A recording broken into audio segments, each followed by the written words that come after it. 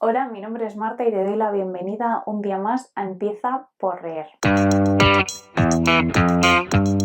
En el vídeo de hoy os traigo las propuestas para la lectura conjunta que haremos en el mes de mayo en Empieza por leer Club Literario.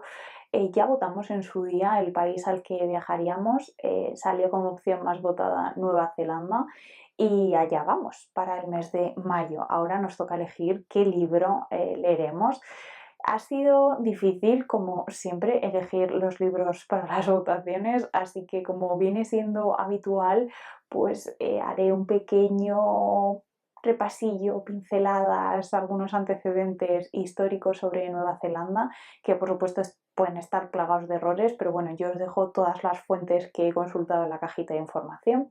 Luego los dos libros que os propongo para la votación y luego unos cuantos libros, no sé cuántos son, yo creo que son 7, 8, por ahí más o menos, de otros autores y autoras que me han parecido interesantes, pero que pues no han entrado entre esos dos para las votaciones por diversos motivos. Y antes de empezar os recuerdo que mañana, día 1 de abril, empezamos la lectura para Mozambique, que leeremos trilogía de Mozambique, el Tochal Tochal.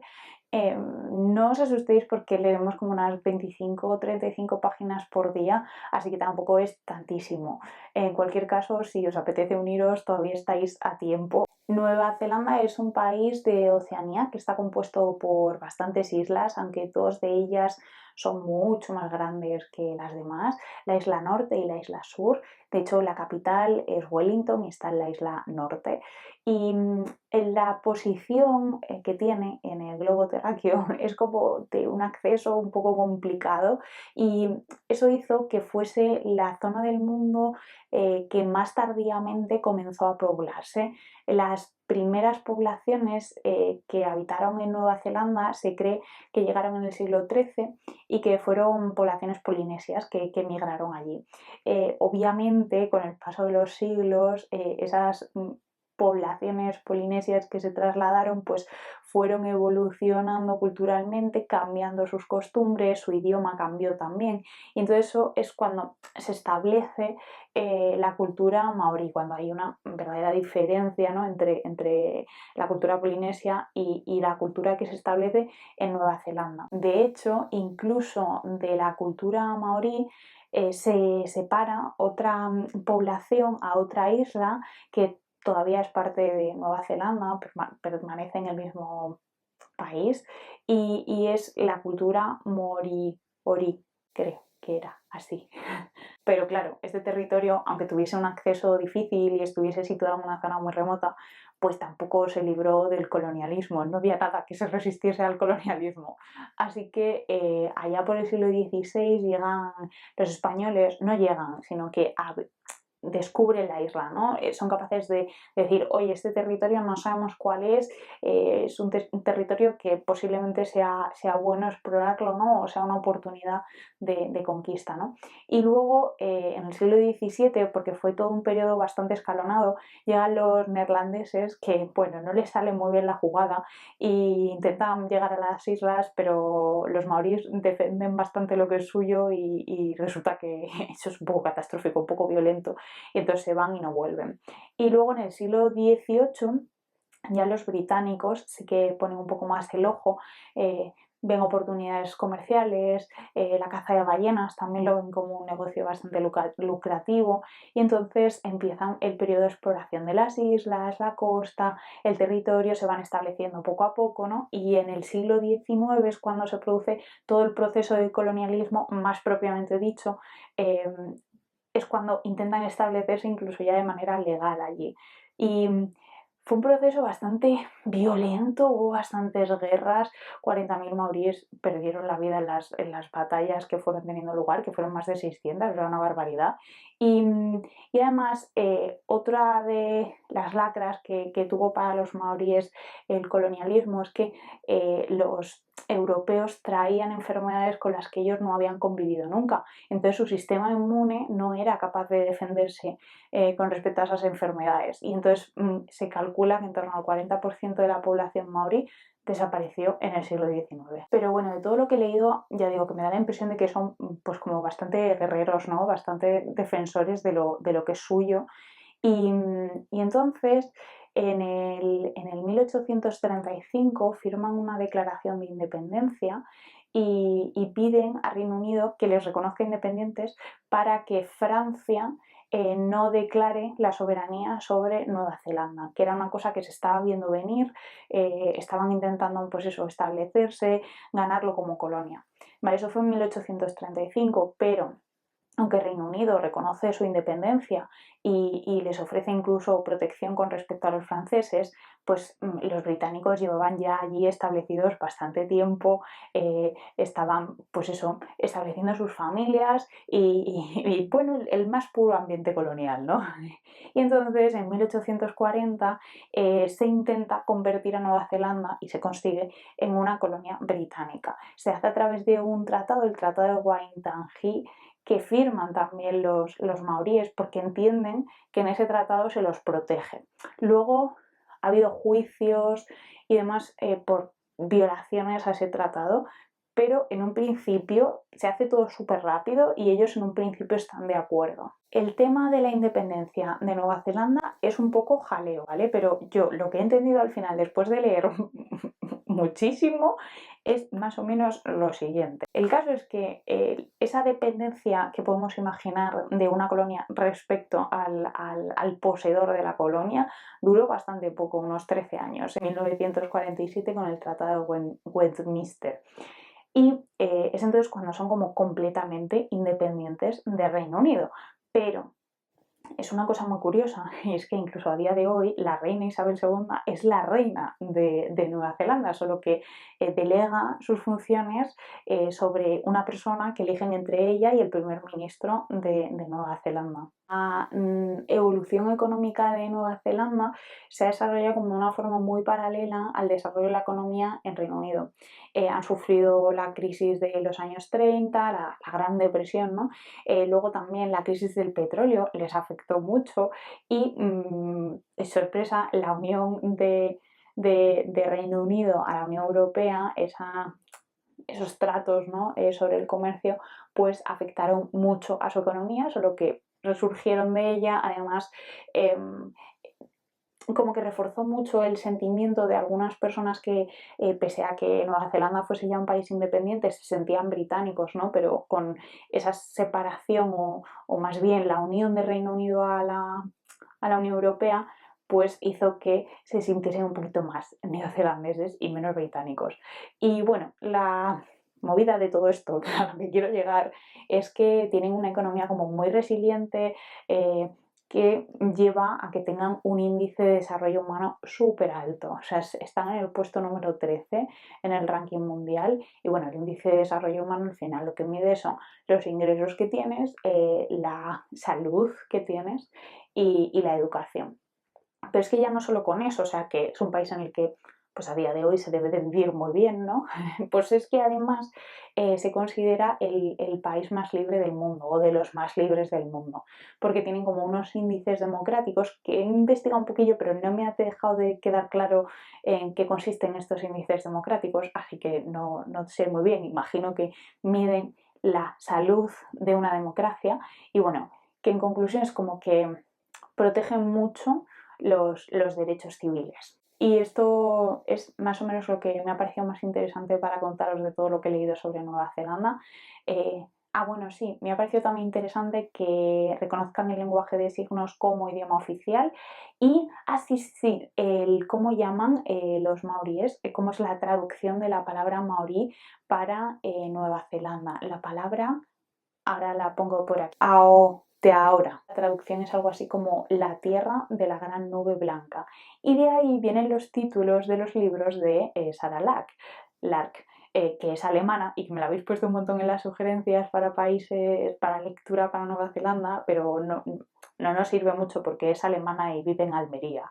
Entonces no nos cuadra mucho. Pero bueno, claro, sus historias se ubican en Nueva Zelanda, así que en una última instancia nos podría valer, pero no es la que he elegido para las votaciones. Entre los libros para votar os voy a proponer a dos autoras, ambas ganadoras del Booker Prize con el libro en cuestión que os propongo.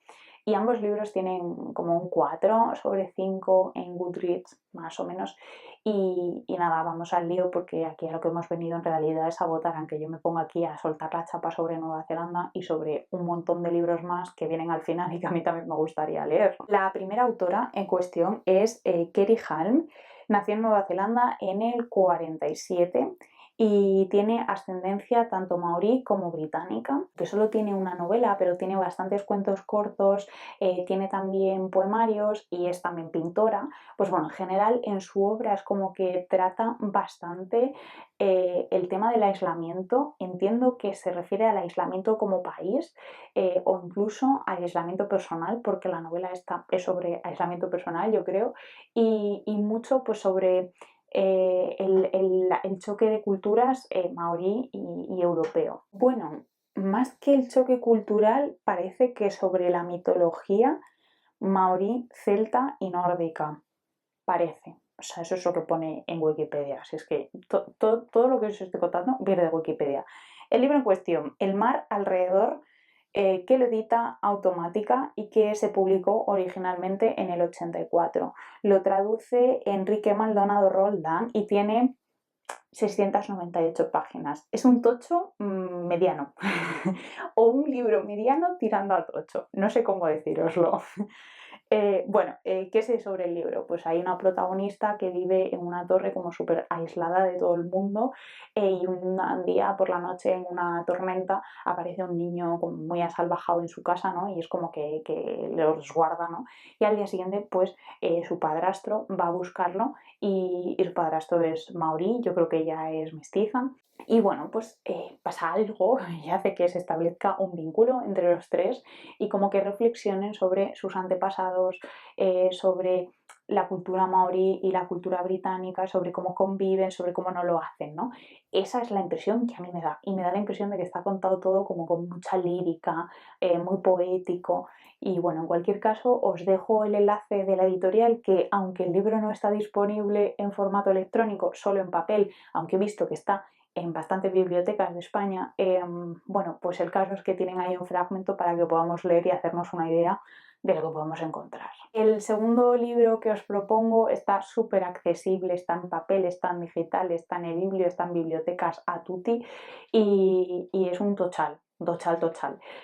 Bueno, conclusión de todo esto, que voy a intentar que sí o sí una de las opciones sea súper accesible e intentar contentarnos con eso. Espero que lo entendáis, pero es muy complicado encontrar dos libros en digital que los dos pues encajen en las premisas y bueno, en fin, que espero que entendáis que uno de ellos no sea en digital. La autora en cuestión, me imagino que ya os oléis algo sobre el tochal, es Eleanor Catton. Nació en Canadá, no en Nueva Zelanda, su padre es neozelandés, pero se trasladaron a Nueva Zelanda cuando ya tenía 6 años, así que no sé, se puede entender que ha vivido el grueso de su vida en Nueva Zelanda. De hecho, tiene nacionalidad neozelandesa y no canadiense, según Wikipedia. Y fue la persona en ganar el Booker Prize más joven hasta el momento, con solo 28 años. 28 años, 28 años. Y sí, la novela es Las Luminarias. Yo ya lo tengo, me lo compré hace bastante y no lo he leído aún. Y trata sobre una historia como de casualidades, ¿no? Parece. En principio es como que detienen a una prostituta y a la vez suceden tres cosas como muy llamativas, ¿no? Un rico desaparece, aparece una fortuna en un lugar como súper insospechado y un capitán de un barco como que se la aspira sin previo aviso y sin ninguna justificación. Entonces es como que hay un misterio, ¿no? Y que hay que resolverlo. Me da la impresión de que es un libro pues más como de intrigas, ¿no? Y se sitúa en Nueva Zelanda pues a finales de los 70 en plena fiebre del oro. Tiene 808 páginas y lo traduce Celia Montolío, que esas cosas quiero transmitirosla. ¿Y qué más? Ah, bueno, pues que tiene una serie en HBO que está basada en esta novela y que también os dejo el link con las primeras páginas abajo por si queréis echarle un ojo. Es un estilo totalmente diferente a El mar alrededor. completamente distinto. Así que estas son las dos propuestas para el mes de mayo para ir a Nueva Zelanda. Tenemos un tocho pequeño y un tocho tochal. Y tenemos pues una historia como mucho más lírica, más relacionada con la cultura maorí, y luego una historia pues mucho más de acción a priori. Me da a mí la impresión de que esto va a ser así, como más de acción y más de seguir los hilos de lo que ocurre, y no tanto quizá pues sobre la propia cultura, aunque nunca se sabe qué puede pasar luego. Os dejo el link a la votación en la cajita de información. La votación se cerrará en 48 horas, es decir, el día 2 de abril a las 7 de la tarde hora española peninsular. Os dejo una caja de sugerencias en la propia encuesta para libros que os interesaría leer para Cuba, y otra caja general con sugerencias, que dejéis sugerencias sobre los países que os gustaría visitar en el próximo trimestre, o libros concretos que os interese leer dentro del reto. De 200 libros, 200 países en lectura conjunta. Y más cosas importantes. El link del grupo de Telegram estará en este vídeo. En la cajita de información estará aquí siempre. Ya está formado el grupo, y si independientemente del libro que salga te interesa leerlo, pues te animo a que te unas al grupo. Y si no, pues espera o haz lo que tú consideres. Ahora os hablaré bastante rápido, sin dar muchos detalles, para que esto sea un poco más ágil, de algunos libros, de algunos autores y autoras que me han llamado la atención en esta búsqueda que he hecho de libros de autores y autoras neozelandesas. El primero de ellos lo edita Chalaparta, que descubrí esta editorial hace poco y tiene un catálogo de la leche, es de Patricia Grace y se llama Potiki. Tiene pinta de ser una novela sobre cómo la cultura maorí trata de sobrevivir cuando el resto de la población es mayoritariamente pues europea, ¿no? O de ascendencia europea. Tiene muy buena pinta, de hecho me estuve planteando si incluirlo entre las votaciones. Luego, una autora que me llama muchísimo, muchísimo la atención es Janet Frem, que en su juventud le hicieron un diagnóstico de esquizofrenia, y de hecho estaban a punto de hacer una lobotomía y quitaron la operación, o sea, la cancelaron porque le dieron el premio literario más importante de Nueva Zelanda, y entonces decidieron que ya no estaba esquizofrénica. En fin, mucha curiosidad por saber qué pasa aquí. Fue de hecho candidata al Premio Nobel de Literatura.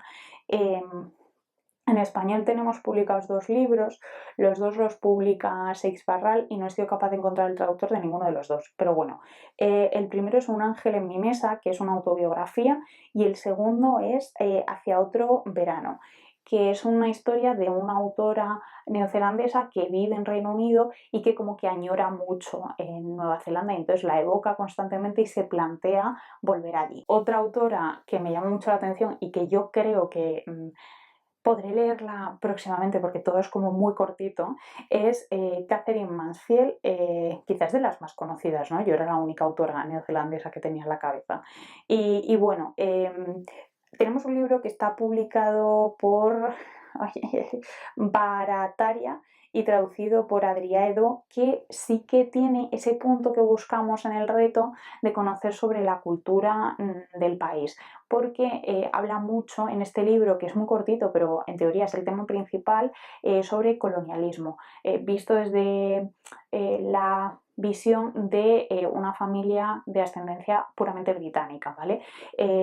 También estuve planteándome si ponerlo entre las lecturas, está solo en papel. Y luego está Diario, que lo edita de bolsillo y que son pues entradas de diario, alguna producción literaria que nos ha publicado y demás, y lo traduce Arantzazu Usandizaga. Bueno, también podría ser interesante, pero creo que no va a hablar nada de Nueva Zelanda. Luego está La fiesta en el jardín, que lo traduce Magdalena Palmer y que lo edita Nórdica en una edición absolutamente preciosa, y que está pues ilustrado por Carmen Bueno. Tiene menos de 100 páginas, así que me imagino que de texto debe tener bastante poco.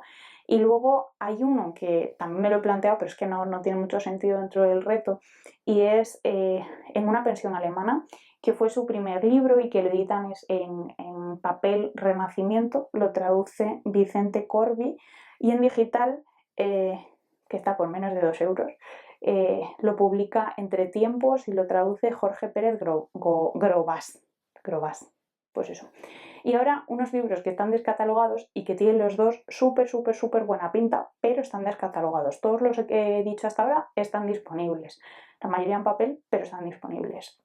El primero descatalogado, que tiene muy buena pinta, es un libro juvenil y recomendado para más de 13 años, y es La leyenda de las ballenas, de la editorial Juventud y de Witi Ihimaera, puramente maorí, el autor. Tiene muy buena pinta porque es como sobre un mito de cómo llegaron los polinesios a Nueva Zelanda. Muy, muy buena pinta.